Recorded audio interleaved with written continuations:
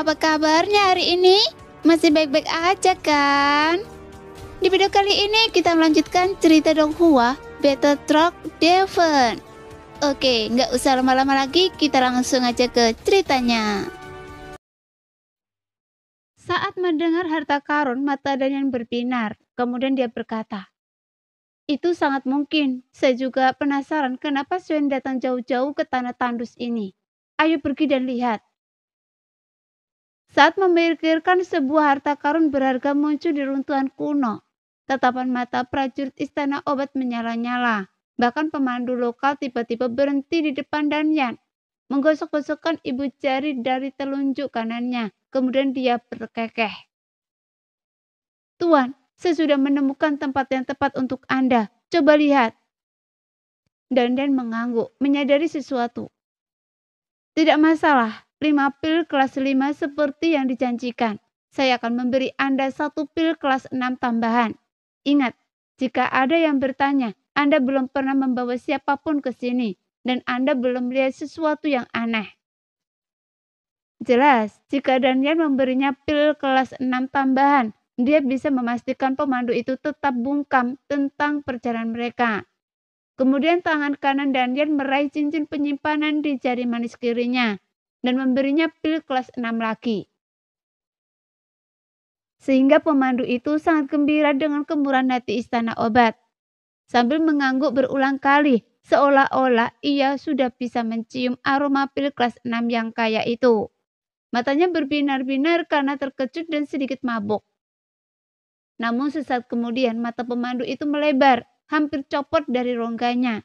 Karena dia telah ditusuk pedang di dada, sehingga dia pelan menundukkan kepala, memperhatikan darah mengalir dari pedang yang tertancap di bawah dadanya. Kemudian dia mengangkat jarinya yang gemetar dan menunjuk Susin yang berdiri dekat di belakang Danyan, seolah ingin mempertanyakan mengapa Susin yang telah menghubunginya menyerangnya begitu keras. Namun ia tidak bisa. Pedang itu terpelintir di dadanya lalu tercabut.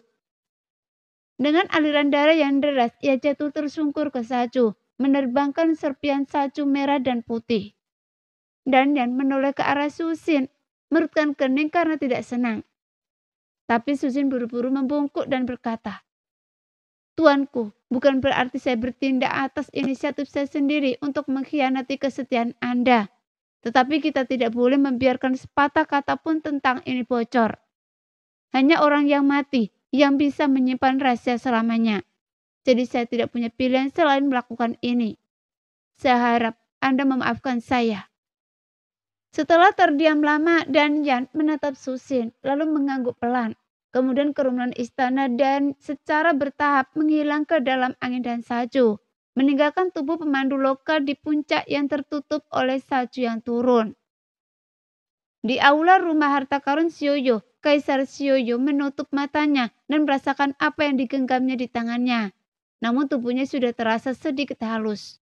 Semua orang menatap tangan Kaisar Sioyo yang terkepal, merasa seolah-olah mereka sedang menghadapi kekuatan Kaisar Qi, dan merasa tak percaya. Apa yang dipegang Kaisar Sioyo di tangannya?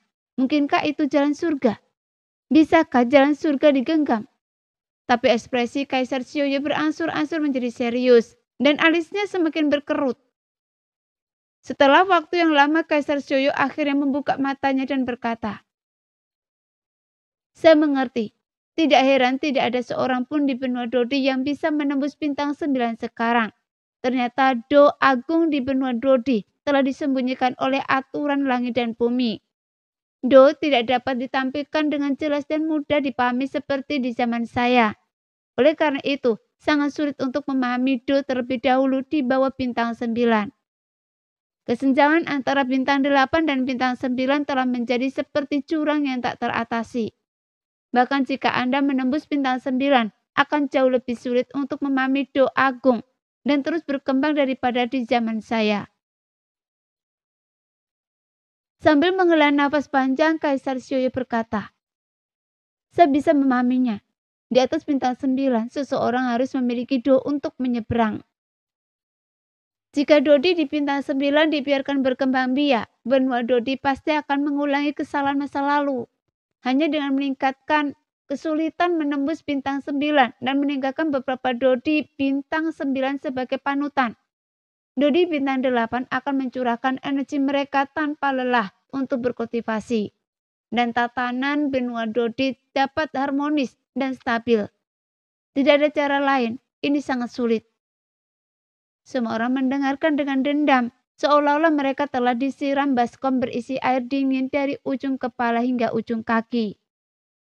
Meskipun mereka agak bingung dengan klaim Do Agung telah dikabulkan oleh hukum langit dan bumi dan terungkap dengan jelas dan mudah dipahami. Mereka memahami kesimpulannya. Bahkan di benua dodi menembus ke alam bintang 9 praktis mustahil.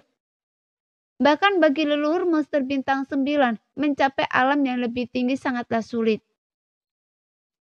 Apakah tidak ada harapan sama sekali? Kim Ur bertanya dengan cemas dan enggan. Tentu saja ada. Kaisar Sioyong mengangkat bibirnya. Desanya memudar saat ia berbicara dengan serius.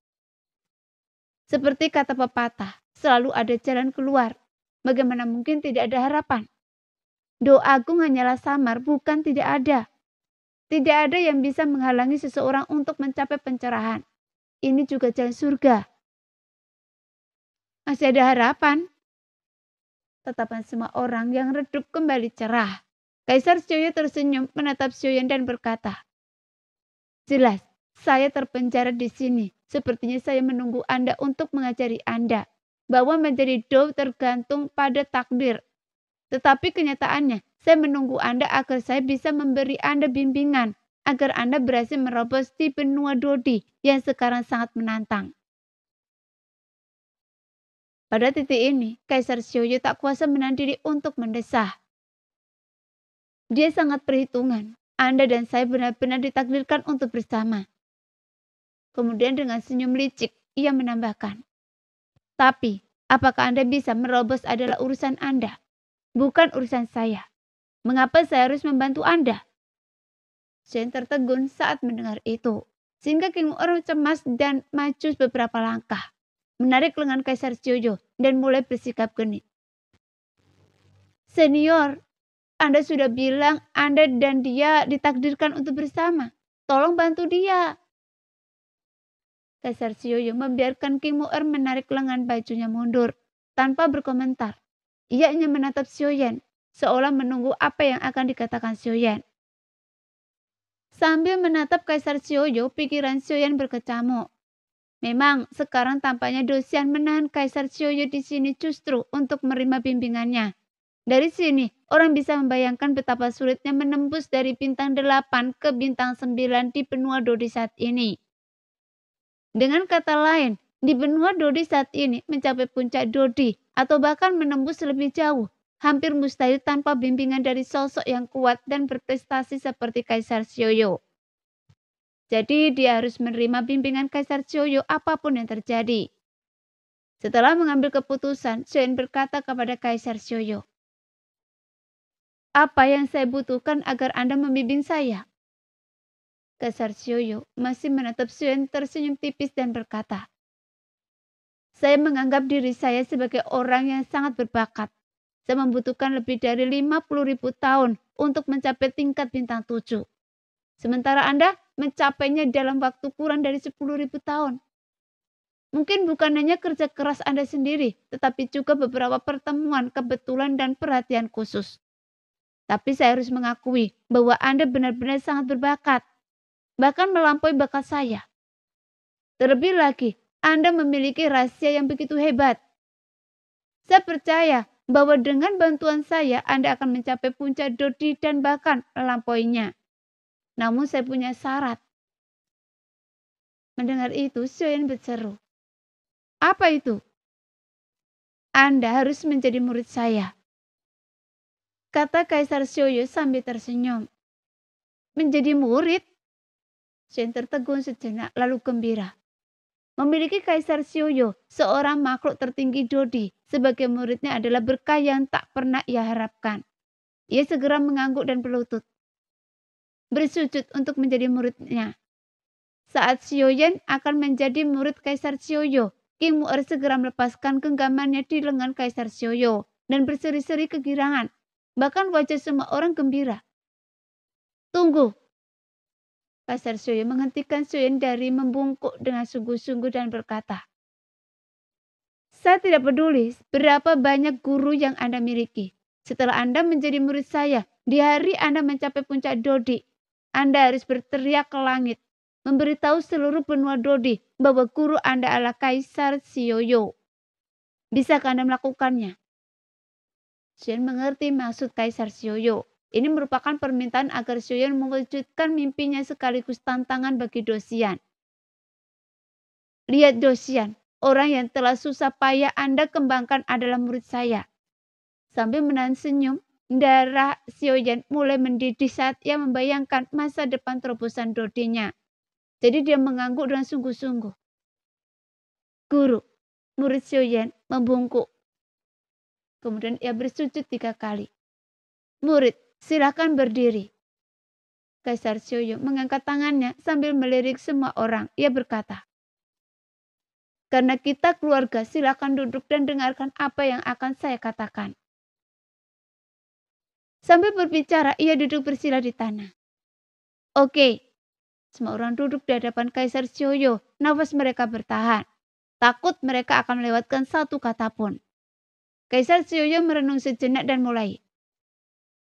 Dari bintang 8 menjadi bintang 9. Peningkatan kualitatif membutuhkan memasuki Do dan menerobos. Sehingga menyentuh makna sebenarnya dari 9 alam pamungkas antara langit dan bumi. Oleh karena itu, untuk menerobos ke bintang 9, Anda harus menyadari Do. Dan untuk menyadari Do, pertama-tama Anda harus memahami apa itu Do. Saya rasa Anda mungkin belum benar-benar memahami apa itu Do, kan? Melihat semua orang mengangguk, Kaisar Xiuyou tersenyum. Kalau begitu, izinkan saya menjelaskan dulu apa itu Do. Kaisar Xiuyou memperhatikan mereka yang masih berada di tingkat yang lebih rendah, berbicara perlahan kata demi kata. Apa itu Do? Do adalah asal mula segala sesuatu. Do adalah eksistensi metafisik yang abadi dan absolut. Do melampaui kategori empirilis waktu, ruang, gerak, sebab, dan akibat. Do adalah realitas absolut yang tak terlihat, tak terdengar, tak terlukiskan, dan tak terbayangkan. Apakah yang saya katakan terlalu abstrak? Kalau begitu, izinkan saya menjelaskannya dengan cara yang sedikit lebih Anda pahami. Dao adalah kodrat. Kodrat adalah Dao.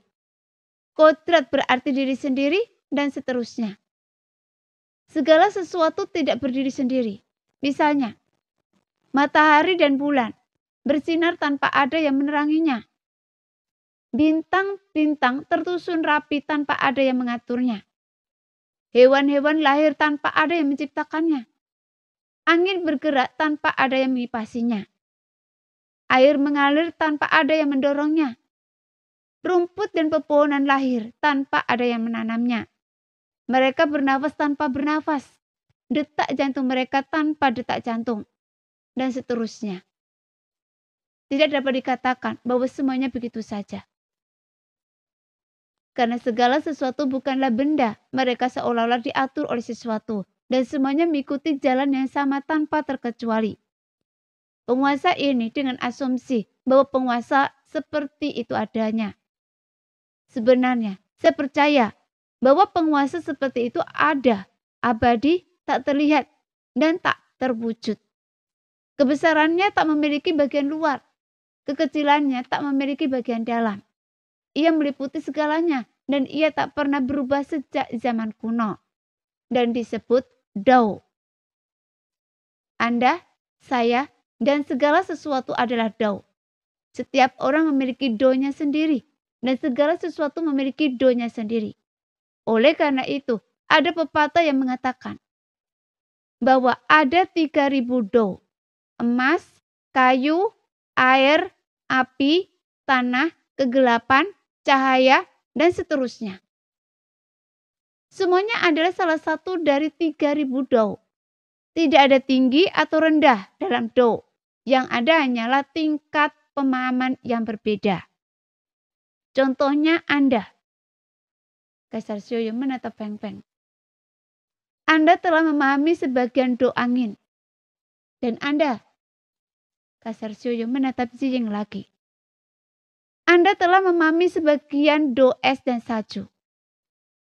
Lalu ia berkata kepada semua orang. Kalian pikirkan, itu hanya kultivasi. Menumbuhkan semangat juang, menumbuhkan keterampilan, lalu meningkatkan level dan ranah, serta meningkatkan kekuatan kalian. Kalian tidak tahu bahwa meskipun yang kalian kembangkan sekarang hanyalah pengetahuan dangkal tentang angin, es, api, dan racun. Sebenarnya ada do, karena do seluas galaksi dan tak terduga. Alam yang berbeda memiliki koneksi yang berbeda, dan tak seorang pun dapat sepenuhnya memahaminya. Bagi kalian yang bahkan belum tahu apa itu do sekarang, do bahkan lebih sulit untuk dipahami. Saya akan menjelaskan secara singkat. Contohnya, jalan angin. Ketika angin bertiup lembut, ia bagaikan wanita cantik yang bertingkah genit dan menawan. Ketika angin bertiup kencang, ia bagaikan iblis gila yang dapat menghancurkan segalanya. Ketika angin diam, ia membuat orang tak dapat melihat. Ini semua adalah berbagai bentuk angin. Memahami jalan angin berarti memahami segala bentuk angin di dalam hati Anda. Suatu hari nanti, ketika Anda telah menguasai misteri kendalinya, Anda dapat memikirkan angin dan mengikutinya, atau bahkan mengubah diri Anda menjadi angin. Sioyan misalnya, ketika Anda menggunakan bayangan penguasa untuk bertahan melawan ledakan diri dari sosok emas itu tampak seperti reaksi naluriah pada saat itu. Namun, jika Anda tidak membenamkan diri dalam do penguasa selama bertahun-tahun dan secara tidak sadar memahami sebagian esensinya, Anda tidak akan memiliki reaksi naluriah seperti itu. Karena do adalah akarnya, dan yang digunakan hanyalah sarana. Selama Anda memahami do lebih dalam dan mendalam, berbagai sarana akan muncul dalam aliran yang tak berujung, dan Anda dapat menggunakannya semudah yang Anda inginkan. Melihat semua orang sudah cukup paham, Kaisar Sioyong tersenyum puas, lalu melanjutkan membimbing mereka dengan penuh kesabaran. Saat kita menampilkan keterampilan bertarung, kita sebenarnya menggunakan semangat juang untuk berkomunikasi dan memobilisasi kekuatan langit dan bumi dari do yang kita praktekkan untuk melepaskan kekuatan yang lebih besar. Misalnya, jika seseorang yang mempraktekkan do es menampilkan keterampilan bertarung atribut api di alam yang sama, kekuatannya akan sangat berkurang. Karena orang yang mempraktekkan do es tidak memiliki pemahaman tentang do api dan tidak dapat memobilisasi energi api langit dan bumi untuk membantu. Dengan kata lain, semakin dalam pemahaman Anda tentang do yang Anda praktekkan, semakin besar pula afinitas Anda dengan do, dan Anda akan mampu memobilisasi lebih banyak energi dari do. Kaisar Sioyong membahas do untuk semua orang, menjelaskan yang mendalam dan yang sederhana dengan cara yang fasih. Sementara itu, dia juga mendemonstrasikan interpretasinya tentang beberapa do sederhana untuk semua orang. Melihat semua orang, terutama Sioyan, semakin sering mengangguk tanpa mengerti, Kaisar Sioyong merasa sangat puas. Kemudian dia berkata kepada Sioyan, "Nak, guru Anda telah bermeditasi di sini entah berapa tahun. Meskipun saya tidak berani mengatakan bahwa saya telah mencapai do.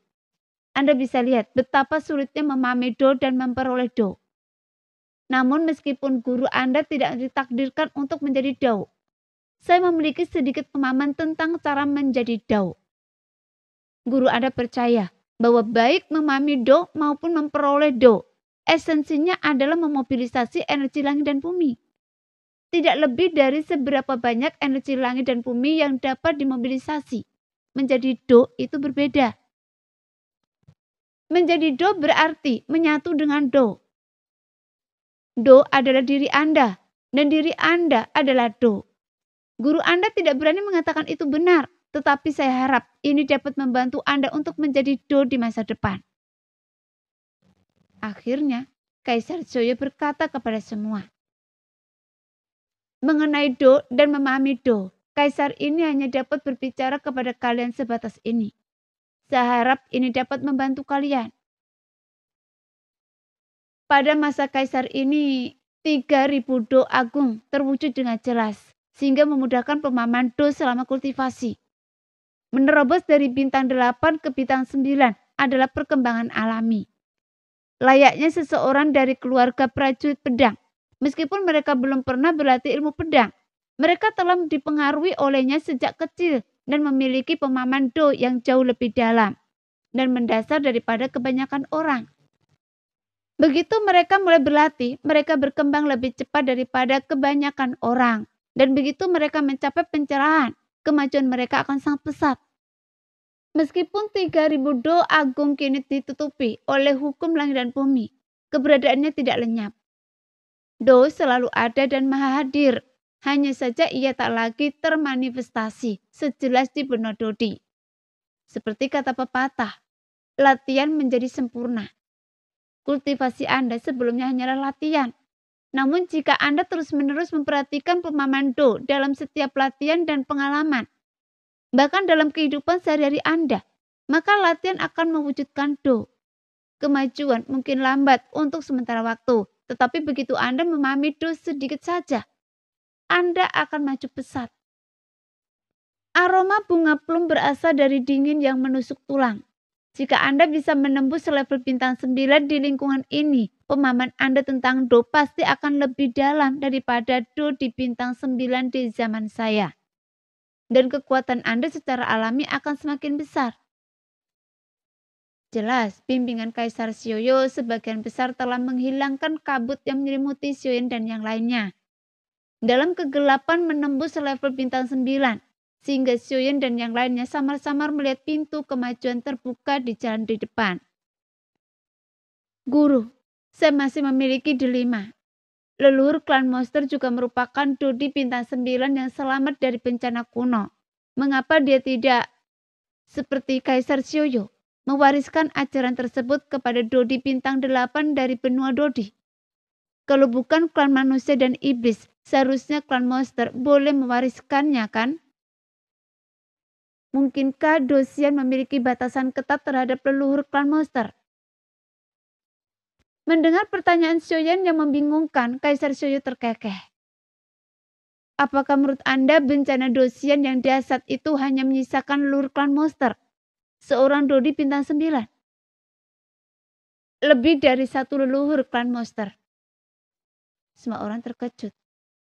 Lebih dari satu? Kaisar Sioyo tertawa.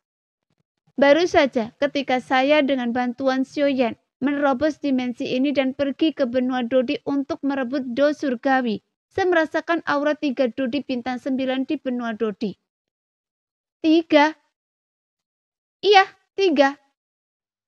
Kaisar Sioyo membenarkan.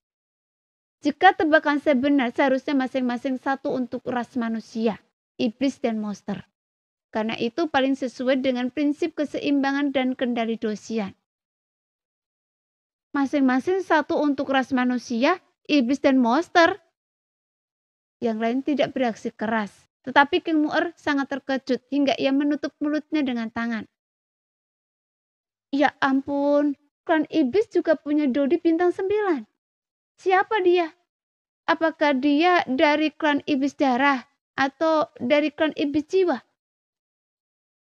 Reaksi King Muer yang kuat langsung membuat yang lain, terutama Sioyen, memikirkan kemungkinan ini. Namun yang pertama terlintas di pikiran Sioyen adalah lelaki tua penjaga klan iblis darah. Sioyen selalu penasaran dengan identitas lelaki tua itu.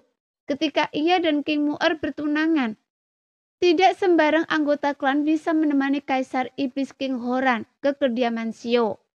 Tetua keempat adalah seorang tetua dan yang terkuat di klan iblis darah.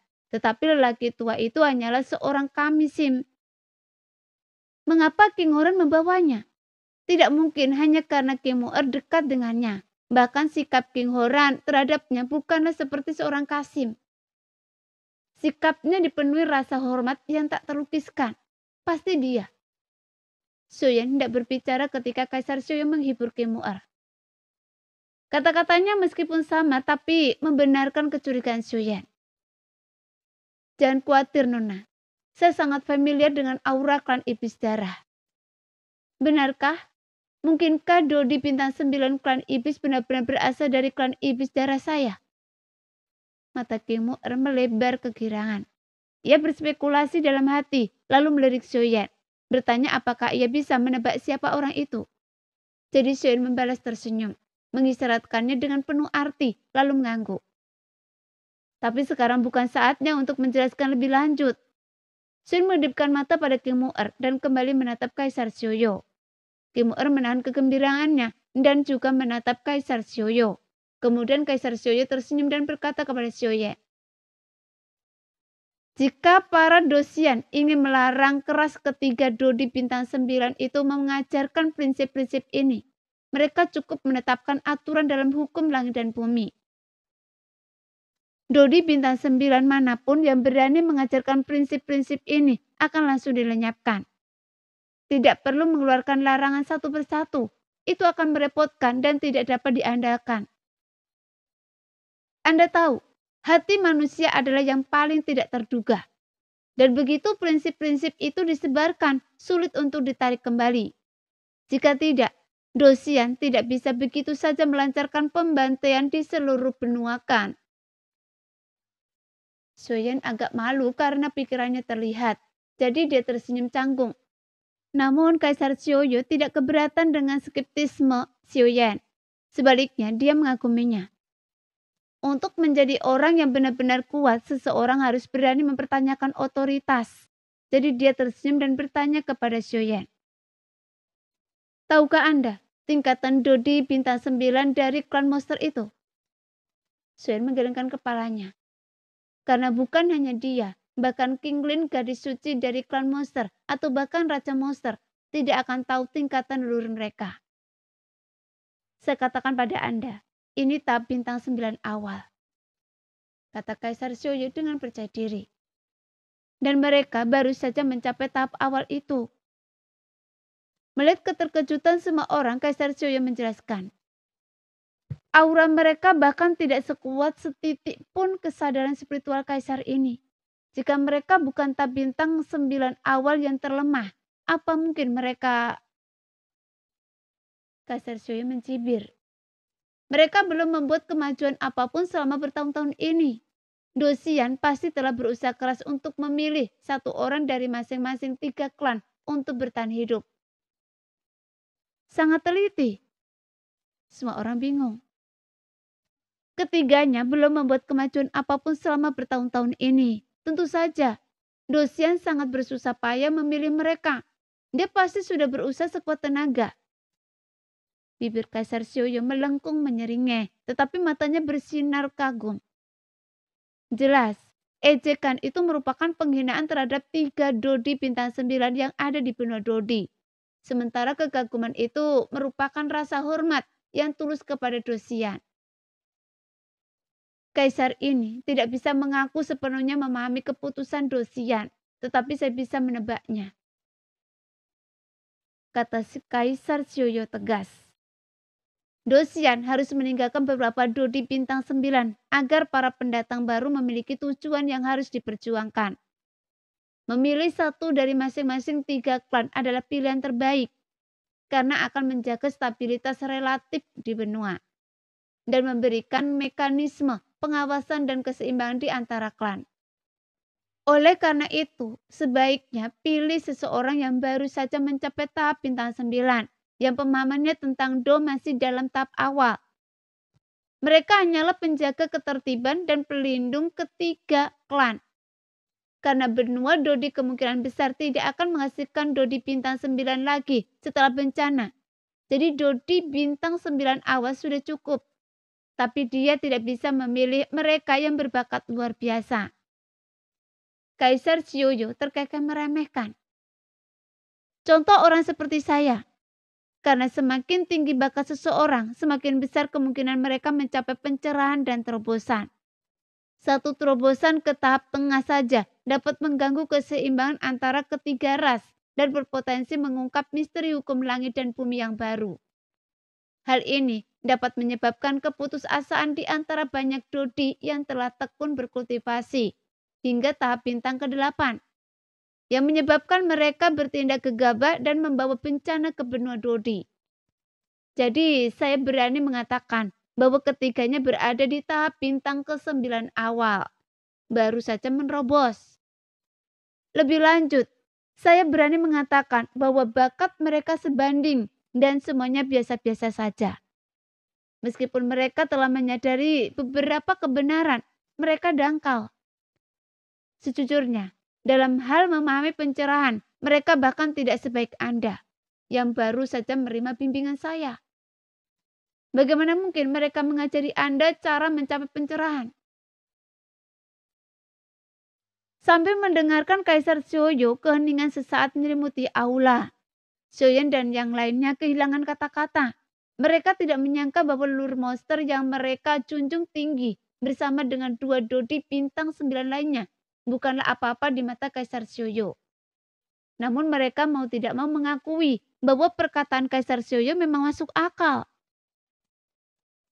Setelah jeda singkat, Kaisar Xiaoyu melanjutkan. Mereka bertiga baru saja memulai jalan menuju pencerahan ketika mereka menghadapi bencana itu. Meskipun mereka cukup beruntung mendapatkan dukungan daripada Dosian, para dodi bintang 9 lainnya semuanya terbunuh. Mereka kehilangan bimbingan dan referensi, dan Do Agung pun dikaburkan oleh aturan baru langit dan bumi. Dengan bakat mereka, saya khawatir mereka tidak akan pernah membuat kemajuan lebih lanjut seumur hidup mereka, dan hanya akan mampu berhenti di tahap awal alam bintang 9. Kaisar Xiaoyu mengatakan ini tampaknya untuk melampiaskan kebenciannya terhadap 3 dodi bintang 9 yang ada di benua dodi. Sebenarnya dia sedang meningkatkan kepercayaan diri Xiaoyan dan yang lainnya. Benar saja, kata-kata penyemangat pun menyusul. Meskipun tahap awal 9 bintang tampaknya mustahil bagi Anda sekarang, dengan bimbingan Kaisar ini hari ini, Anda telah memahami Do dan tahu bagaimana mencapainya di lingkungan saat ini. Pemahaman Anda tentang Do tidak kalah dari 3 Do di bintang 9. Jadi saya yakin suatu hari nanti Anda akan mampu menembus tahap bintang 9. Meninggalkan ketiga dodi itu jauh di belakang. Dan benua dodi di masa depan pasti akan menjadi milik Anda. Semua orang saling memandang dengan heran. Hati mereka berdebar kencang. Membayangkan masa depan yang cerah. Kaisar Xiaoyu menatap Xiaoyan. Sedangkan untuk Anda, harapan saya pada Anda bukan hanya mencapai puncak tahap bintang 9. Saya harap Anda dapat melampaui saya, melewati rintangan itu dan menciptakan dunia Anda sendiri. Saya percaya bahwa ini bukan hanya harapan besar saya untuk Anda, tetapi juga harapannya. Menjadi seorang Dosian. Xiaoyan merasa sedikit pusing. Apa Anda tidak percaya diri? Kaisar Xiaoyu mengangkat alisnya, matanya berbinar. Orang lain mungkin tak mampu, tapi Anda pasti bisa. Anda punya takdir dan bakat, jadi guru percaya pada Anda. Xiaoyan tiba-tiba merasa bangga, lalu mengangguk penuh semangat. Luar biasa, seperti yang diharapkan dari murid saya. Kaisar Xiaoyu tertawa terbahak-bahak, kemudian berkata, Do itu sangat mendalam, sulit dijelaskan dengan kata-kata. Guru akan memberi Anda uluran tangan lagi. Setelah itu ia membentuk tangan kanannya menjadi cakar dan mencengkeram alisnya. Menggenggam ini membuat tubuh Kaisar Xiaoyu gemetar tak terkendali. Mata dan mulutnya berkedut, menahan sakit yang tak tertahankan. Apa yang sedang direncanakan Kaisar? Apakah ia mencoba mengambil sesuatu dari kesadarannya? Mata semua orang terbelalak.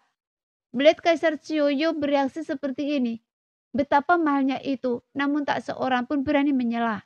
Hanya menahan emosi mereka. Air mata menggenang di mata mereka saat mereka menyaksikan wujud Kaisar Xiaoyu yang sudah agak halus sejak ia mengambil Do surgawi. Menjadi semakin halus.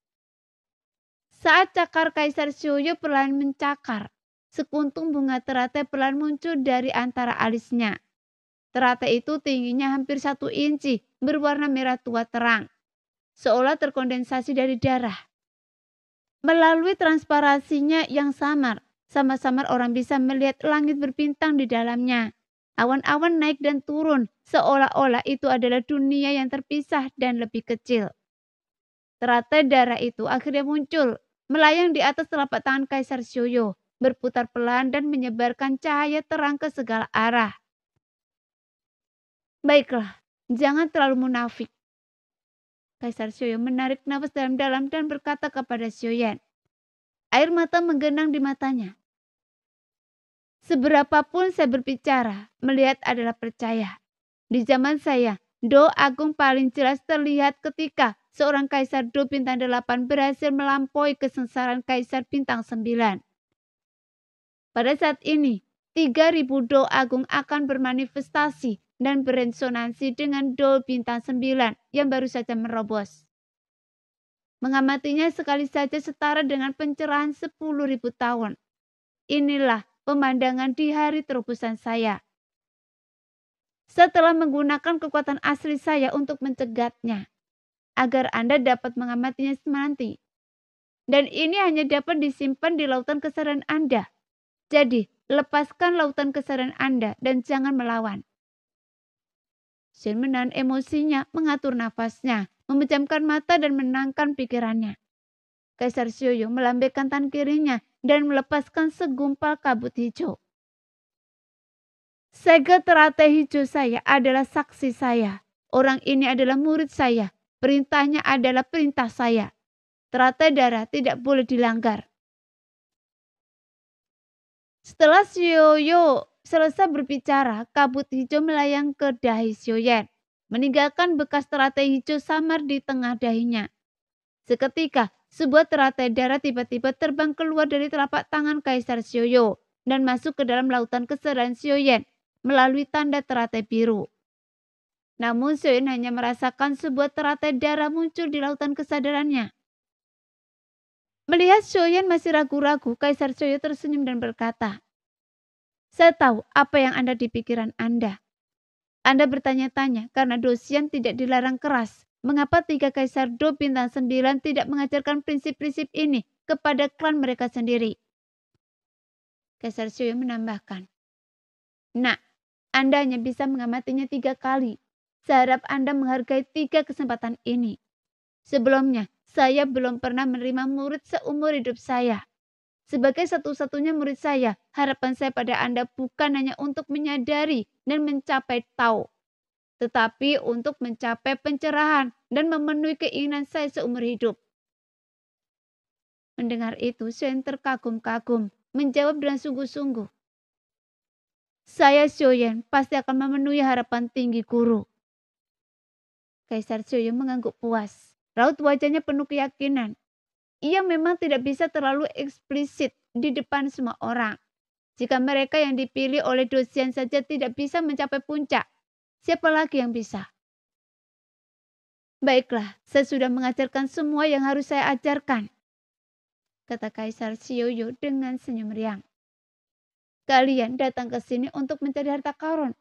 Sebelum pergi, saya harus memberi kalian sesuatu. Kalau tidak, kalian akan menganggap saya pelit. Semua orang tercengang. Bukan kegembiraan dan ketidakpercayaan semata karena menerima hadiah harta karun, melainkan rasa sakit yang tiba-tiba. Karena perpisahan Kaisar Sioyo yang membuat semua orang merasa sangat tidak nyaman. Bahkan mata Longyi berputar ketika ia tiba-tiba berkata, Tuan Kaisar, meskipun jiwa Anda terluka, ayah saya punya cara untuk memastikan Anda tetap bersama kita setelah kita melarikan diri. Kaisar Sioyo dan yang lainnya menatap Sioyan. Benar, Sioyan kemudian teringat. Bukankah pagoda kekosongan Roshinchan bisa menampung jiwa? Jadi dia mengangguk penuh semangat kepada Kaisar Sioyo. Kemudian dia memanggil Tetua Zan dalam hatinya. Tetua Zan, Tetua Zan. Namun tidak ada jawaban. Jadi Sioyan dengan cemas memanggil pagoda kekosongan Roshinchan. Namun pagoda itu yang biasanya muncul saat dipanggil tidak merespon sama sekali. Jadi dia memanggilnya lagi. Tapi masih tidak ada jawaban. Seolah-olah pagoda kekosongan roh Shinchan telah lenyap dari tubuhnya, yang membuat wajah Xiaoyan memerah karena cemas. Jantungnya tercekat. Ia tiba-tiba meraung. Dia guru saya sekarang. Namun hanya raungan Xiaoyan yang menggema di aula. Tapi Kaisar Xiaoyu yang memahami segalanya berkata kepada Xiaoyan, "Nak, jangan buang-buang energi Anda. Misi saya sudah selesai, jadi Anda tidak bisa membawa saya pergi." "Guru, jangan salahkan diri Anda. Ini takdir saya dan takdir kita telah berakhir," kata Kaisar Xiaoyu dengan tenang. Kemudian dengan sentikan tangannya, sebuah token Gyochian muncul di tangannya di tengah cahaya biru yang berkilauan. Terukir di token itu adalah teratai biru. Kemudian Kaisar Xiaoyu menyerahkannya kepada Xiaoyan. Ada dimensi lain di dalamnya dan Anda akan membutuhkan benda-benda di dalamnya nanti. Xiaoyan masih marah menatap token itu. Kaisar Xiaoyu mendesak, "Waktu saya hampir habis, ambillah." Xiaoyan kemudian mengambil token Gyo itu dan bertanya dengan rasa ingin tahu. "Apa itu?" Kaisar Xiaoyu tersenyum tipis dan berkata, "Tahukah Anda bahwa guru Anda bukan dari ras manusia, iblis atau monster?" "Hah?" Semua orang terkejut. Bukan dari ras manusia, iblis atau monster. Mungkinkah dia dari keluarga kekosongan? Kaisar Xiaoyu tersenyum dan menatap Longyi. "Anda bisa menjadi naga petir emas 9 mendalam yang lahir dari petir. Jadi mengapa saya tidak bisa lahir dari langit dan bumi?" Lalu sambil tersenyum lebar kepada kerumunan, ia berkata, "Saya adalah teratai biru yang lahir ketika langit dan bumi masih kacau. Selama bertahun-tahun yang tak terhitung jumlahnya, saya mengembangkan kecerdasan spiritual dan kemudian berkultivasi menjadi wujud manusia." Sekian dulu cerita kali ini. Kita lanjut lain hari ya guys ya. Bye-bye.